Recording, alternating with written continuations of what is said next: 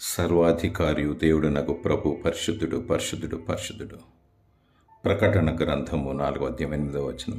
కోటాన కోటి దూతల ద్వారా 24 పెద్దల మధ్య 4 జీవుల మధ్య స్తుతింపబడుచున్న మహోన్నతుడైన దేవుడు, ఆరాధనకు యోగ్యుడు, స్తుతికి పాత్రుడు, స్తోత్రారుడు, సమీపించరాని తేజస్సులో వసించువాడు, నరరూపధారిగా 2000 సంవత్సరాల క్రితం రక్షణను ప్రసాదించుటగా ఈ లోకానికి వచ్చాడు.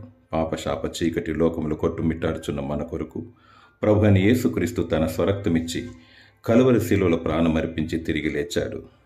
పాప క్షమాపణను పొంది రక్షణ మార్మనసు పొంది క్రీస్తేసు కలిగిన మనస్సును ధరించుకొనుము. ప్రభు అయిన యేసుక్రీస్తు త్యాగం నిమిత్తమై ఆయనకు కృతజ్ఞతాస్తుతులు చెల్లించుము. దేవుడు పరిశుద్ధుడు గనుక మనమును పరిశుద్ధముగా జీవిద్దాం. భూ సంబంధమైన వాటి మీద మనస్సునుంచక ఆయన రాకడకై సిద్ధపడదాం. దేవుని స్తుతించే పాత్రగా నిన్ను మలచునుగాక. ఆమేన్.